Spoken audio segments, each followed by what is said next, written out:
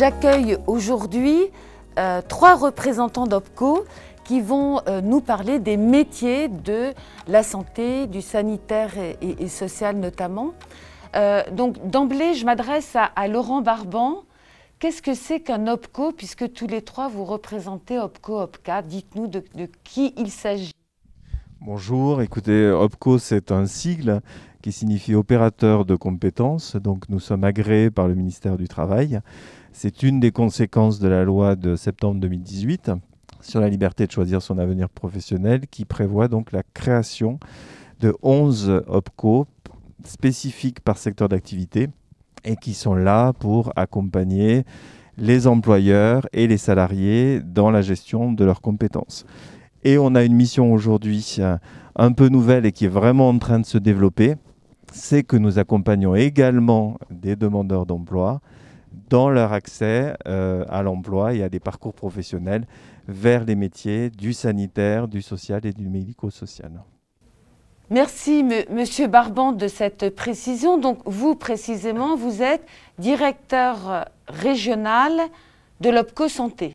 Alors je suis précisément en fait secrétaire général régional de l'OPCO Santé, qui est l'opérateur de compétences spécialisées dans le domaine de la santé au sens large, c'est-à-dire pour toutes les activités donc, qui concourent au bien-être physique et mental de l'individu, c'est-à-dire qu'on va retrouver des établissements sanitaires, des hôpitaux, mais on va retrouver également des maisons de retraite spécialisées, des EHPAD, on va retrouver des foyers d'accueil pour personnes en situation de handicap, des organisations aussi, associations sociales qui s'occupent d'adultes en difficulté. Et malheureusement, aujourd'hui, on connaît avec la crise sociale de plus en plus de demandes dans ce secteur.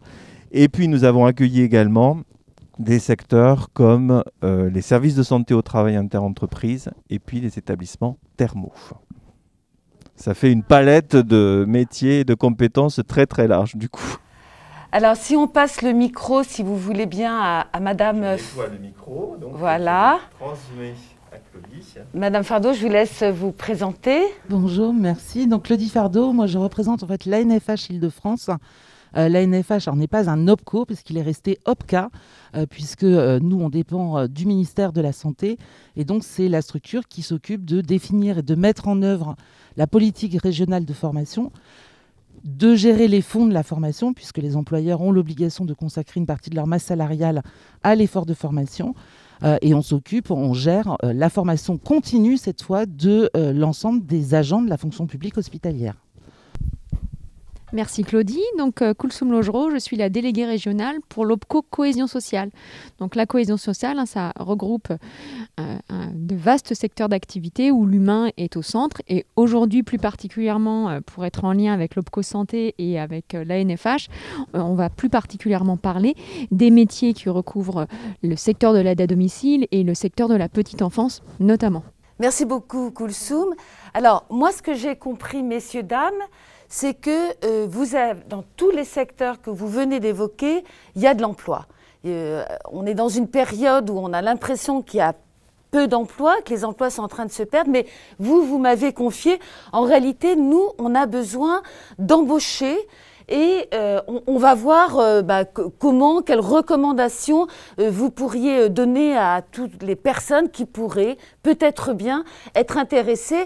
Alors, par occuper des métiers non seulement de la santé, mais tous les métiers aussi autour de la santé. Je voudrais que, par exemple, Claudie Fardeau, expliquez-nous, il n'y a pas que des métiers d'aide-soignant ou d'infirmière, il y a aussi d'autres métiers qui peuvent accueillir, qui ont besoin d'accueillir du monde. Alors effectivement, à nous 3, on représente le secteur sanitaire, social et médico-social et on couvre les champs du privé, du public, de l'associatif, du privé à but non lucratif. Donc ça représente un nombre d'employeurs potentiels absolument important. Par ailleurs, on couvre également l'ensemble des métiers qui sont exercés dans l'ensemble de ces structures, que ce soit les métiers soignants, effectivement, parce que quand on parle de l'hôpital, on pense aux infirmières, aux aides-soignantes, etc. Il y a tous les autres métiers médicaux et paramédicaux, mais il faut quand même savoir que dans les hôpitaux, qu'ils soient publics, qu'ils soient privés, il y a plein d'autres métiers qui y sont exercés, notamment autour des métiers, des filières administratives, des filières techniques, logistiques, etc., etc. Donc on a énormément de métiers et donc énormément d'employeurs qui recherchent des métiers à recruter sur des métiers très très différents. Voilà, donc message clé, il y a du boulot et une diversité d'emplois qui sont d'emblée intéressantes à remarquer. Et je crois que, Monsieur Barban, vous allez nous présenter justement un dispositif particulier. Admettons que vous soyez demandeur d'emploi, eh bien, il y a un dispositif particulier qui pourrait peut-être bien vous intéresser aujourd'hui. Oui, alors merci. Je voulais vous parler donc du dispositif de la préparation opérationnelle à l'emploi, qui n'est pas un nouveau dispositif, mais qui, avec la crise actuelle, est vraiment un levier tout à fait intéressant pour accompagner des demandeurs d'emploi dans la construction de leur parcours et de leur évolution professionnelle. Donc nous avons actuellement en Île-de-France 2 types de parcours que nous avons montés. L'un qui vise à préparer à la formation d'aide-soignante et un autre qui vise plutôt à entrer directement sur le métier d'agent d'accueil. Donc je vais vous en parler très très brièvement. Le premier, c'est vrai, c'est un dispositif innovant parce qu'on s'est rendu compte qu'on avait de moins en moins en Île-de-France de candidats pour entrer sur la formation d'aide-soignante. On a une baisse régulière depuis 2015. On constate également qu'on a un taux d'abandon lors des études qui n'est pas négligeable. Et on s'est dit que face aux besoins très très important donc sur ce métier d'aide-soignante, il fallait absolument renforcer et sécuriser l'entrée de ceux qui voulaient se porter candidat. Donc il y a une double réassurance que l'on garantit par ce dispositif, c'est qu'on permet aux demandeurs d'emploi d'entrer dans un parcours d'environ 400 heures où ils auront 100 heures de stage, où ils vont pouvoir vraiment éprouver techniquement, physiquement, humainement, les conditions de travail des aides-soignantes et pouvoir échanger aussi avec des professionnels qui occupent déjà ce poste-là. Et ils vont, pendant cette période également de formation, de préparation, pouvoir se former en 300 heures sur des techniques clés qu'ils ne maîtrisent pas forcément, ce qu'on appelle les compétences clés, hein, c'est-à-dire ça peut être de l'expression écrite, de l'expression orale. On va faire un peu de sur-mesure en fonction des besoins des demandeurs d'emploi. On va travailler aussi sur le comportemental, comment est-ce que je me présente, quelle attitude, quelle posture professionnelle je prends quand je suis dans le soin et que je travaille donc dans un établissement sanitaire ou ça peut être aussi une maison de retraite, on peut exercer son métier d'aide-soignant dans différents types. Travailler aussi sur les notions d'hygiène, de sécurité et permettre à certains d'obtenir pourquoi pas une certification, par exemple sauveteur, secouriste du travail. Et on va vraiment les amener comme ça à être prêts, je dirais, à avoir les prérequis pour entrer ensuite dans la vraie formation d'aide-soignante qui va pouvoir se faire dans le cadre d'un contrat d'apprentissage ou d'un contrat de professionnalisation. Donc c'est un SAS quelque part préqualifiant qui va déboucher ensuite sur la formation d'aide-soignante. Et aujourd'hui, on a à peu près 100 demandeurs d'emploi qui ont démarré leur formation et qui sont partis sur ce dispositif.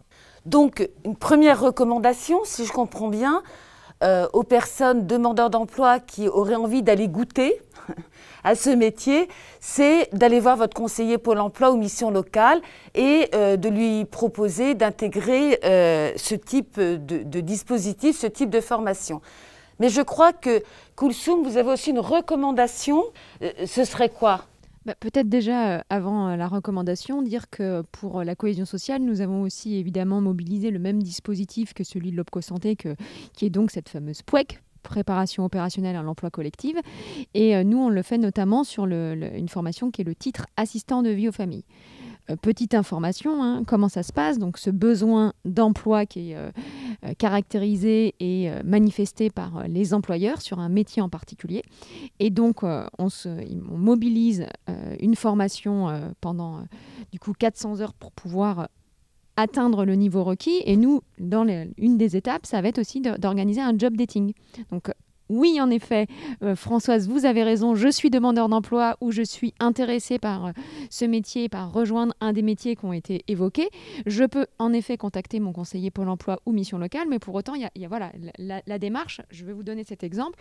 Le 23 novembre, par exemple, nous aurons un job dating sur une formation de titre assistante de vie familiale, donc avec le CFA de Juvisy, et donc la possibilité pour les personnes intéressées de se mobiliser et de rencontrer les employeurs et de faire en sorte que la demande puisse matcher avec l'emploi. J'ai envie de vous poser une question, Koulsoum. Est-ce que les personnes ne pourraient pas directement aller contacter les employeurs si elles n'étaient pas libres le 23 novembre ou quel autre jour? Qu'est-ce qu'on pourrait leur dire? Oui, on peut aussi leur dire que ce dispositif est un dispositif spécifique qui peut être très intéressant, mais les besoins sont tels en Île-de-France et en France de toute façon, que sur ces métiers de l'aide à domicile, sur ces métiers qui ont été évoqués aussi au sein des établissements de santé sociaux et médico-sociaux, que de toute façon, vous pouvez d'ores et déjà contacter les employeurs et candidater. Le message aussi de notre présence à tous les trois aujourd'hui, c'est pour dire il y a de l'emploi dans ces secteurs et ces emplois sont intéressants. Et n'hésitez pas en tout cas à nous rejoindre et à rejoindre du coup les structures qui relèvent de ces secteurs. Je comprends, allez-y, postulez auprès de l'employeur qui peut être intéressé par votre candidature, qui peut vous inviter éventuellement à suivre une formation, une préformation. On est quand même dans des métiers, un certain nombre réglementés, il faut un diplôme avant de pouvoir les exercer. Mais une fois que je suis en emploi, Claudie, par exemple dans un hôpital pour faire simple, qu'est-ce qui se passe pour moi? Quelle perspective s'ouvre ou pas à moi? Alors effectivement, moi je m'occupe, l'ANFH s'occupe principalement des gens qui sont déjà en poste. Donc dès lors que vous intégrez la fonction publique hospitalière, que vous devenez agent de la fonction publique hospitalière, vous allez avoir plein de propositions qui vont vous être offertes, et ça tout au long de votre carrière. Donc moi je m'occupe exclusivement, encore une fois, de la formation continue avec mes équipes, et on s'occupe alors principalement du plan de formation des établissements, c'est-à-dire qu'au moment où vous serez sur votre poste de travail, tout au long de la vie, au fil des années, vous allez pouvoir bénéficier de dispositifs de formation pour développer vos compétences et être le plus adapté possible au niveau de votre poste de travail.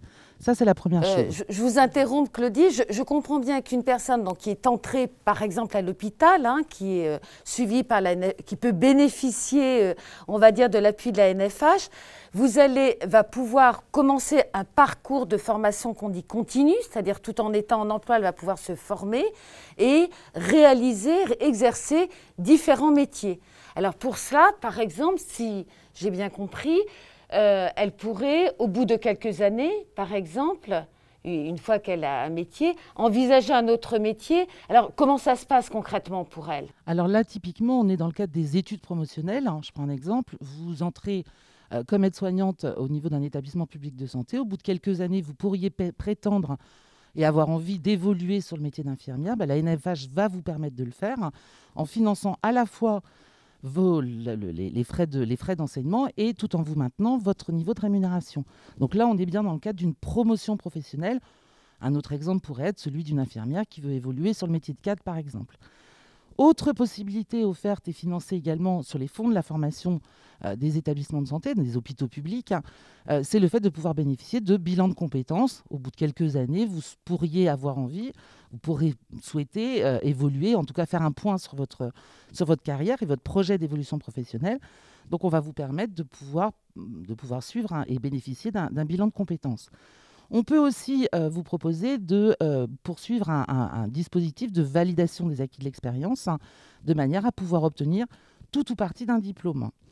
Par ailleurs, vous aurez la possibilité, si vous décidez d'intégrer la fonction publique hospitalière, de pouvoir bénéficier de ce qu'on appelle un congé de formation professionnelle, qui va vous permettre, là, cette fois-ci, de changer complètement de métier, c'est-à-dire de ne pas rester dans la même filière, mais d'évoluer sur des métiers complètement différents. Donc effectivement, on a plusieurs dispositifs qui permettent d'accompagner les agents de la fonction publique hospitalière tout au long de leur carrière. Alors, moi j'ai envie de vous interpeller, Laurent et Koulsoum, de votre côté, est-ce qu'effectivement il y a une évolution possible pour les personnes qui sont en emploi dans les entreprises qui dépendent de votre OPCO? C'est tout à fait possible, c'est vraiment dans l'ADN des métiers du sanitaire, du social et du médico-social que de permettre une mobilité.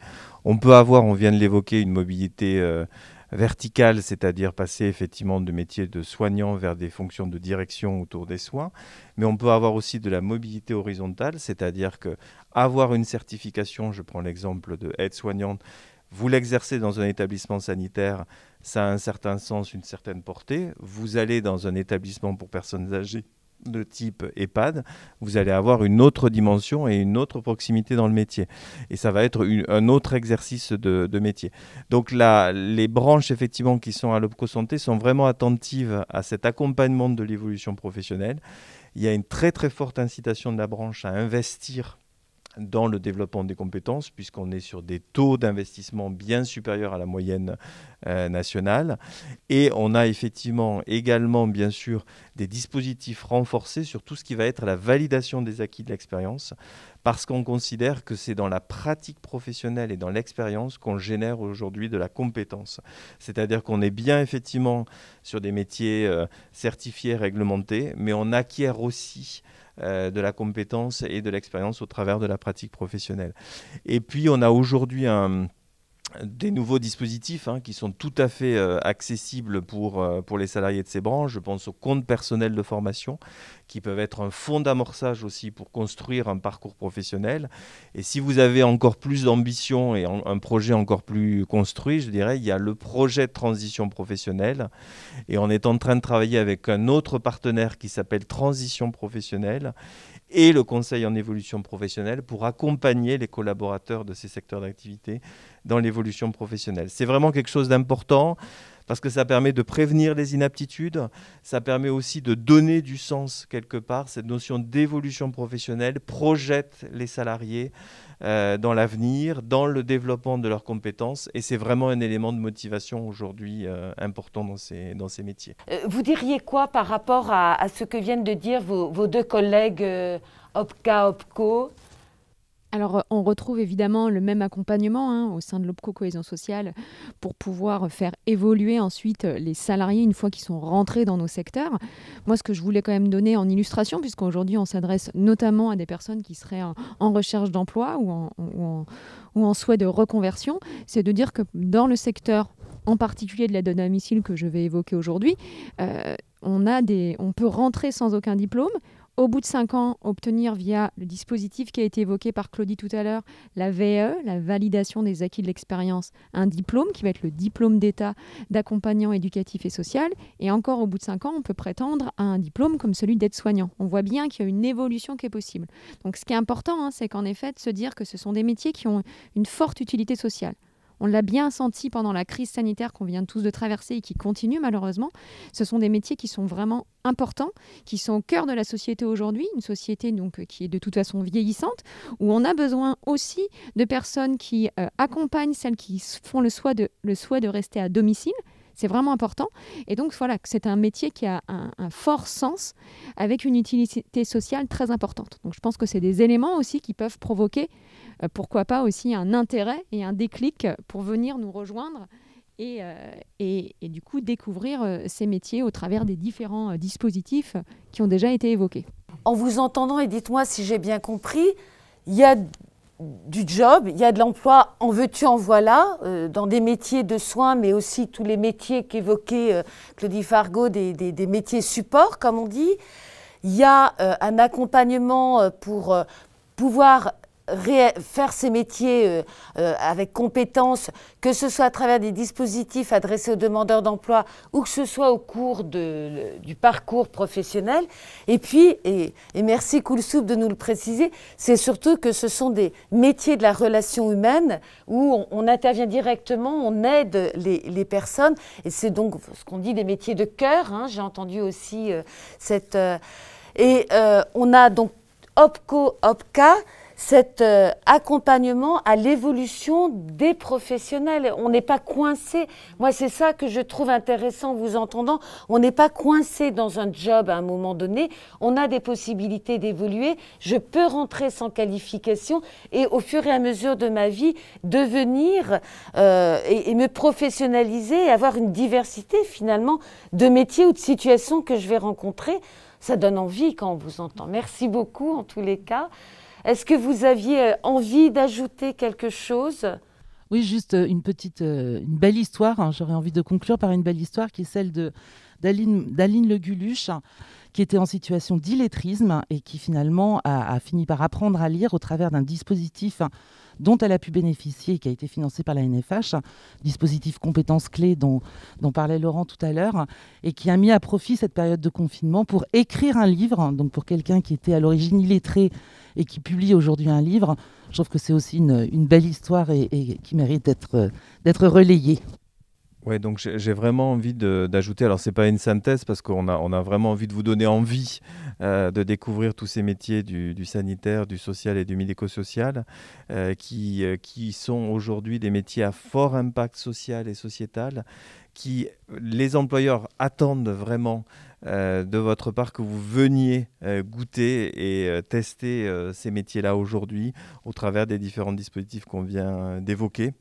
Et ce sont des métiers d'avenir, donc sur lesquels vous pourrez vraiment vous projeter et construire toute une vie professionnelle. Donc venez vers ces métiers-là. Oui, et puis de la même manière que ce que viennent de dire Laurent et Claudie, rejoignez-nous, il y a de l'emploi. Ce sont des métiers avec des belles carrières possibles et avec un vrai intérêt social, comme on l'a évoqué. On a beaucoup parlé, moi j'ai parlé plus particulièrement des métiers de l'aide à domicile, mais il y a aussi les métiers de la petite enfance. Donc il y a vraiment des choses à faire. Et notre présence à tous les trois aujourd'hui, c'était pour marquer ça. On avait aussi envie de marquer le coup, de dire que voilà, la NFH, l'OPCO Santé et l'OPCO Cohésion Sociale sont assis côte à côte pour dire que dans ces secteurs et dans cette crise sanitaire qu'on a traversée, il faut aussi mettre en avant ces métiers qui sont des métiers d'avenir. Merci beaucoup. Ce sera le mot de la fin. Et puis, à vous de construire votre belle histoire professionnelle et de bénéficier, de mobiliser tous les dispositifs dont on vient de vous parler et peut-être tout simplement d'aller taper à la porte des employeurs en disant « j'ai envie de bosser avec vous ». La balle est dans votre camp.